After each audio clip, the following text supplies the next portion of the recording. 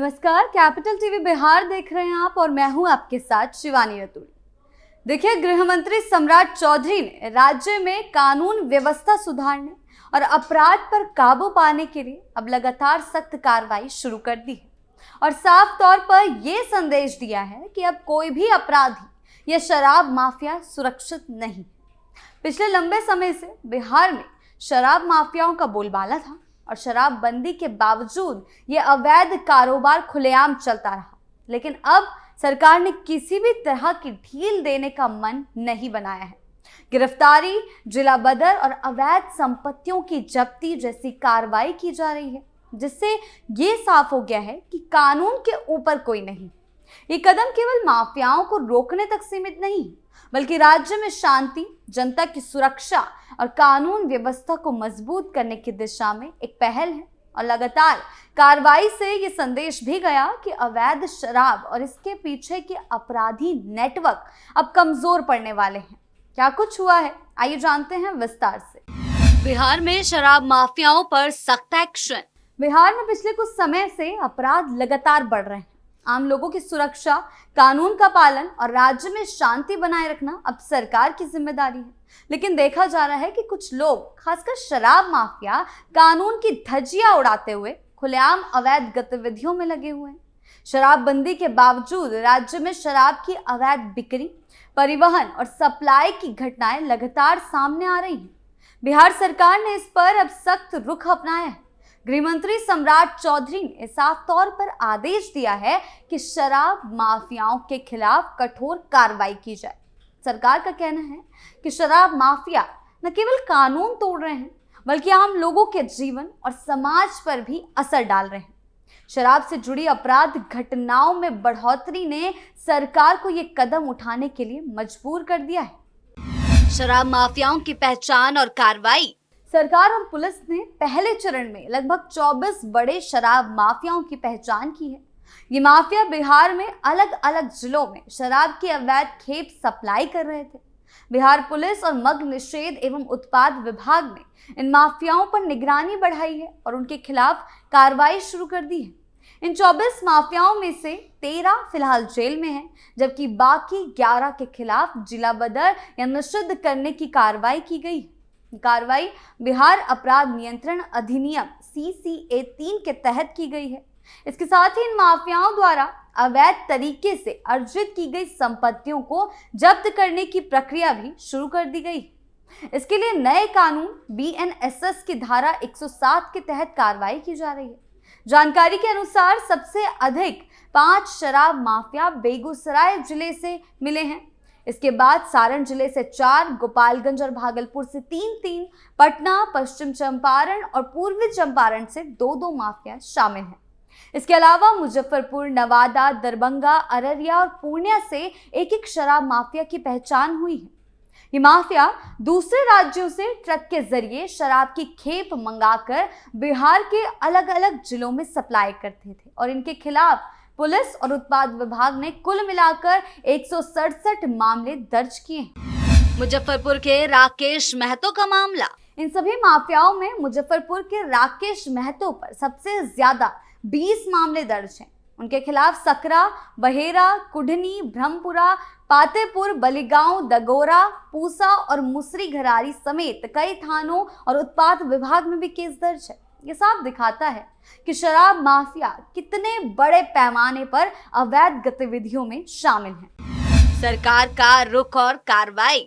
बिहार सरकार ने ये साफ कर दिया है कि वो शराब माफियाओं को बख्शने के मूड में नहीं है।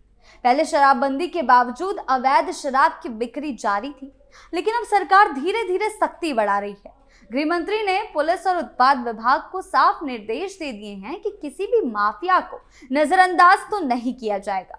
सरकार का मकसद केवल माफियाओं को जेल भेजना नहीं है, बल्कि शराब से जुड़े अपराधों को जड़ से खत्म करना है। इसके लिए संपत्तियों की जब्ती, जिला बदर और अन्य कानूनी कार्रवाई की जा रही है। ये कदम राज्य में कानून और व्यवस्था बनाए रखने के लिए बेहद जरूरी है। अवैध शराब का समाज पर असर। बिहार में सम्राट का एक्शन। शराब माफिया केवल कानून तोड़ते नहीं हैं, बल्कि समाज में एक असर डालते हैं। अवैध शराब का सेवन लोगों के स्वास्थ्य, परिवार और समाज को भी नुकसान पहुंचाता है। इसके अलावा शराब से जुड़ी हिंसा और अन्य अपराधों में बढ़ोतरी होती है। सरकार की सख्ती इसलिए जरूरी है ताकि आम लोग सुरक्षित रह सकें और शराब माफिया कानून के सामने जवाबदेह बने। अब राज्य सरकार शराब माफियाओं पर न केवल चालू कार्रवाई को बढ़ा रही है, बल्कि आगे के लिए यानी कि भविष्य के लिए और अधिक कठोर कदम उठाने की योजना बना रही है।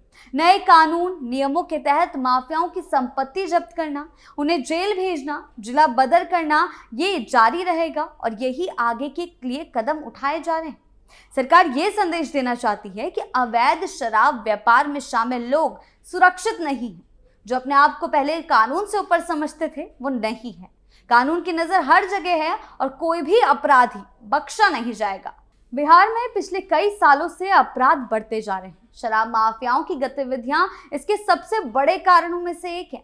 हालांकि शराबबंदी लागू होने के बावजूद राज्य में अवैध शराब का व्यापार लगातार जारी है, लेकिन सरकार इन सभी अवैध कारोबारों को खत्म करने के लिए जुटी हुई है। अवैध शराब केवल अपराध की संख्या बढ़ा रही है, बल्कि समाज में हिंसा, चोरी, डकैती और घरेलू हिंसा जैसी घटनाओं को भी बढ़ावा दे रही है। शराब माफिया आज भी खुलेआम घूम रहे हैं, उनका बोलबाला साफ नजर आता है। शराबबंदी लागू होने के बावजूद ये लोग इतने बड़े पैमाने पर अवैध शराब की सप्लाई और बिक्री कर रहे हैं। ये केवल छोटे स्तर की बिक्री नहीं, बल्कि एक संगठित नेटवर्क की तरह काम कर रहा है। हर जिले में, हर प्रदेश तक इनके लिंक्स हैं। लोग इसे केवल चोरी छिपे करने वाले अपराध के रूप में नहीं देख रहे हैं, बल्कि कुछ माफिया तो खुलेआम अपने व्यापार को चला रहे हैं। उनके खिलाफ कोई कार्रवाई नहीं होने की स्थिति में उनका हौसला बढ़ता जा रहा है, लेकिन अब सरकार ये सुनिश्चित कर रही है कि ऐसे माफियाओं को जड़ से खत्म किया जाए। शराब माफिया दूसरे राज्यों से ट्रकों के जरिए शराब की खेप लाकर इसे राज्य के अलग अलग जिलों में सप्लाई कर रहे हैं। ये पूरी प्रक्रिया इतनी संगठित है कि आम जनता को इसकी जानकारी आसानी से मिल जाती है और यही वजह है कि बिहार के कई जिलों में माफियाओं का नेटवर्क इतना मजबूत हो गया है कि लोग इसे बड़े पैमाने पर स्वीकार कर रहे हैं। शराब माफियाओं का खुला बोलबाला समाज के लिए खतरा है। लोग न केवल अवैध शराब खरीदते हैं, बल्कि इससे जुड़ी हिंसा, चोरी, अपराध में भी बढ़ोतरी होती है। इसलिए सरकार की ये सख्ती समाज में भी जागरूकता फैलाने और अपराध घटाने के लिए जरूरी है। अगर सरकार ने समय रहते सही कदम नहीं उठाए तो शराब माफियाओं का नेटवर्क और मजबूत होता जाएगा। इससे अपराध बढ़ेगा, आम लोगों की सुरक्षा खतरे में पड़ेगी और समाज में असुरक्षा की भावना फैलेगी। इसीलिए ये कदम न केवल कानूनी कार्रवाई है, बल्कि समाज और लोगों की सुरक्षा सुनिश्चित करने के लिए भी जरूरी है। हालांकि सरकार लगातार कार्रवाई कर रही है। गृह मंत्री सम्राट चौधरी ने साफ रुख अपनाते हुए कह दिया है कि शराब माफियाओं के खिलाफ कठोर कदम उठाए जाएंगे, लेकिन जिस गति से और जिस पैमाने पर कार्रवाई होनी चाहिए थी वो अभी तक दिख नहीं रही है। कई माफिया अब भी खुलेआम घूम रहे हैं, अवैध शराब का व्यापार कर रहे हैं, धीरे धीरे जारी है। जनता और आम लोगों की सुरक्षा के लिए जरूरी था कि हर जिले, हर नेटवर्क और हर ट्रक तक सख्ती तुरंत पहुंचाई जाए, ताकि अपराधियों का हौसला टूटे और अवैध गतिविधियां पूरी तरह से बंद हो जाए। फिलहाल कार्रवाई पायदान दर पायदान हो रही है, जिससे लगता है कि अभी भी कुछ जगहों में माफिया को पकड़ने और उनके नेटवर्क को खत्म करने की जरूरत है। और यही वजह है कि जनता भी अब ये उम्मीद और दबाव बना हुआ है कि सरकार इस कार्रवाई को और तेजी से करे, निर्णायक रूप से आगे बढ़ाए, ताकि कानून व्यवस्था में सुधार जल्द दिख सके और शराब माफियाओं का बोलबाला पूरी तरह से खत्म हो। कुल मिलाकर शराब माफियाओं का बोलबाला बिहार के लिए एक चुनौती बन चुका है। शराबबंदी के बावजूद अवैध शराब की बिक्री और सप्लाई जारी रहना बड़ा असर डाल रही है, जिससे अपराध और सामाजिक असुरक्षा बढ़ रही। लेकिन अब सरकार ने साफ कर दिया है, धीरे धीरे सख्त कार्रवाई कर रही है।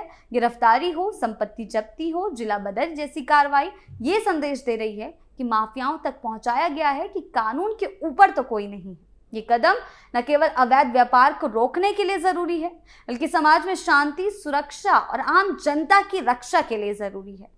अगर इस तरह की कार्रवाई लगातार जारी रही तो अवैध शराब और उसके पीछे के आपराधिक नेटवर्क पर रोक लग सकती है और बिहार एक सुरक्षित और अपराध मुक्त राज्य बनने की दिशा में आगे बढ़ सकता है। आपकी इस बारे में क्या राय है, हमें कमेंट सेक्शन में जरूर बताएं। धन्यवाद।